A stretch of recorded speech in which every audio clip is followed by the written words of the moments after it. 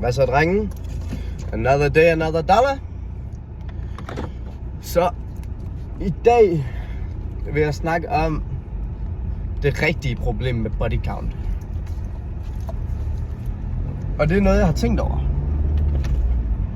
Og jeg tror, at der er mange, der vil synes det samme. Fordi altså, jeg tror, der er mange, der har nogle af de der... Det her det er sådan specielt for sådan, du ved, drengens synspunkt.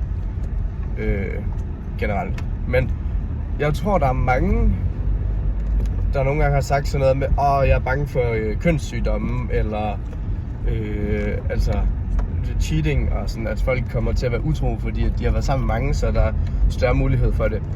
Altså selvfølgelig er der en problematik med kønssygdomme, men jeg føler slet ikke, den er så stor, sådan, måske også cheating.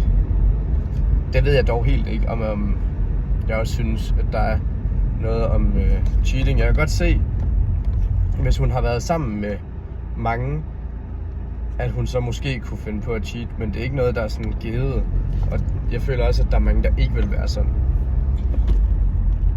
Men det er overhovedet ikke det rigtige problem er. Det rigtige problem er noget helt andet. Nu ved jeg ikke, om det lige er ved at blive lidt magt, men jeg tænker sagtens, man kan få det med, jeg vil sige. Lige over på vej til en homie. Men det er overhovedet ikke det rigtige problem er. Fordi forestil dig, at du er en eller anden gut, der sidder og slapper af derhjemme, ikke? Og så lukker du øjnene. Så lukker du øjnene. Og i det du lukker øjnene, så forestiller du dig det, din kæreste har lavet førhen. Du ved, rimelig realistisk, altså det kan jeg jo godt sige. Nu skal jeg rette den her igen, fucking vejbom. Så forestiller du dig hendes tidligere buddies, ikke? Og lad os sige, bare fordi vi lige snakker om body count, lad os sige, hun har haft en på 56, du ved, absurd højt. Du lukker øjnene, og så forestiller du dig, altså situationen. De har måske kysset og snadet og sådan noget der, lad os sige one night stand-agtigt, kysset og snadet, og så taget hjem til hende eller ham. Og så, du ved, han har whippet sin kak ud. Og så sidder han, du ved, og jacker off, ikke? Og nu er den sådan rock hard, altså den, du ved, den pulserer nærmest, altså man kan mærke, den bare skal noget. Og hun ligger der. Og hun er sådan, kom nu, og sådan noget, og sådan, han starter sådan lidt ud af sådan, altså slår hende lidt med den, du ved, bang bang, altså hernede, altså fissen, står han og slår hende. Og hun er sådan, kom nu, bare få tippen ind, og det, kom nu, ikke? Og han er sådan, jeg skal give hende turen og sådan noget der, du ved. Så slider han den lige så stille ind, du ved, og sådan, altså sådan måler fucking højt og alt sådan noget. Og så, du ved, starter han lidt langsomt ud, ikke? Lige for at få den i gang. Og så tager han bagefter, du ved, hendes ben, ikke? Og spreder dem sådan her. Og sådan putter dem bag hendes ører, ikke? Nu er de bag fucking nakken. Så sidder altså benene bag fucking nakken, og så begynder han bare at rail hende, altså sådan totalt donkey for hende. Altså nu går han sgu bare til den. Og det er jo også fair nok. Men så railer han hende helt vildt hårdt, og hun der sådan stønner, jeg kommer snart og sådan noget, jeg kommer og sådan noget der. Han er også ved at komme, ikke? Hun kommer, og han er sådan, han er ved at komme, ikke? Og så sådan, du ved, whipper han den ud af hende, og sådan stroker over hende, og sådan, som om han skal til at jacke op, altså sådan boss. Og sådan, nej, ved du hvad, jeg er ikke færdig her endnu. Flipper hende rundt, lægger hende i doggy, og så railer han hende fuldstændig, ikke?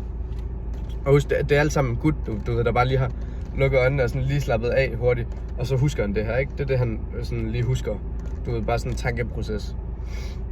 Det her, det sker, og du ved, fuldstændig railer hende. Og så hiver han ud og bosser på hende. Og hun kommer, og han kommer, du ved, det er crazy, ikke? Og det her, det er jo så alle 56 gutter. Du ved, det er ikke bare én gut, det er sådan her med alle 56 gutter. Så du ved, totalt skrækkeligt. Og det er bare en eller anden gut, du ved, med hans kæreste, der bare sådan lige forestiller sig det. Og så er det det der sker.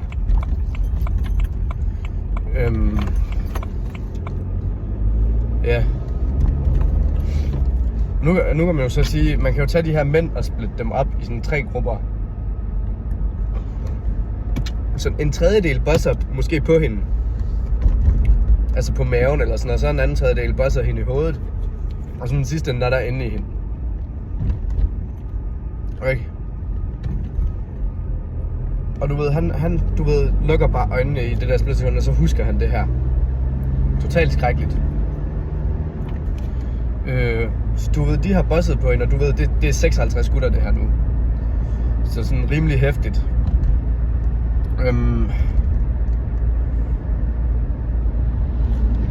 Ja. Men så kan jo også sidde, du ved, forestiller sig også sikkert, altså du ved, i og med det er 56 gutter, altså så er der det mindste nogle af dem, der er pakket, altså du ved sådan 23 cm minimum, du ved, fuldstændig railet hende. Og så kan han jo så sidde der bagefter, og så have det dårligt med sig selv, altså føle sig nederen over, du ved, at det er sket. Og du ved, sådan, det bliver bare svært at have i et forhold, altså du ved, så er man sådan, hvis du giver en valentinsgave, eller giver en gave og sådan noget, så kan du bare ikke lade være med at tænke på det der. Og du ved, det er bare en gut, du ved, når han bare slapper af og sådan lige tænker over sin kæreste, så er det her, han tænker over. Ikke? Så jeg tror, problemet med mange, det er ikke cheating eller sådan noget der, det er simpelthen bare, altså, forestillingen om det. Altså, at man forestiller sig, at det er sket. Det er det, jeg tror, der er mange, der har et problem med. Ikke at det er sådan cheating eller fucking kønssygdomme og sådan noget. Men at forestillingen om, at det er sådan her, det er sket med 56 gutter, ikke? Og sådan måske, altså typisk så er ens forestilling, når man altså forestiller sig noget, også værre, end hvad det egentlig er. Typisk, ja. Ellers så er det måske ikke. Det kan også være, at alle de der, altså de gutterne bare var fucking rige og millionærer og fucking jacked, ikke? Hvordan skal homie der så bagefter sidde og have det? Det var fucking skrald. Så sådan generelt tror jeg, det er det, der er problemet for mange gutter. Og ikke at, altså så det er der, den ligger i og med, at pigerne har været sammen med mange. Eller nogle piger, selvfølgelig ikke alle. Og så er det forestillingen om det, at de har været sammen med mange, men ikke at... Nu taler jeg selvfølgelig ikke for andre, altså... Jeg taler også lidt basically for mig selv, men der er jo mange gutter derude. Og jeg tror, der er mange, der vil have det på den her måde. Der er selvfølgelig også nogen, som bare er fucking ligeglade, ikke? Men jeg tror generelt, at det er det, forestillingen om det. Fordi det er simpelthen, altså du forestiller dig, du tænker over, at du har en kæreste, og hun er dejlig og sådan noget, og så lige pludselig strejfer det bare dine tanker. Hun er blevet railet af fucking 30, og det er sket på den facon, ikke? Så har man det jo bare nederen. Hvis du forstår, hvad jeg er, ikke?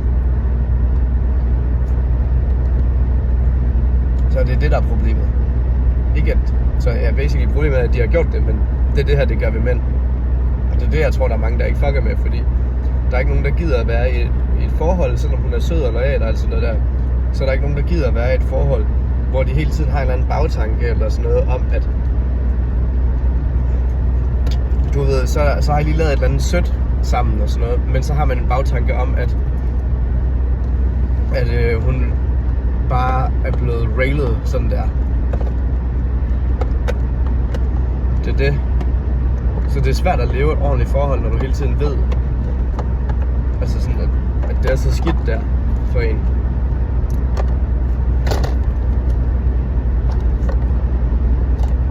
Så ja. Cold take. Ikke noget hot take. Ellers ikke så meget. Nu er jeg på vej hen til din kammerat. Men det er det, jeg tror. Fucking babs, mand.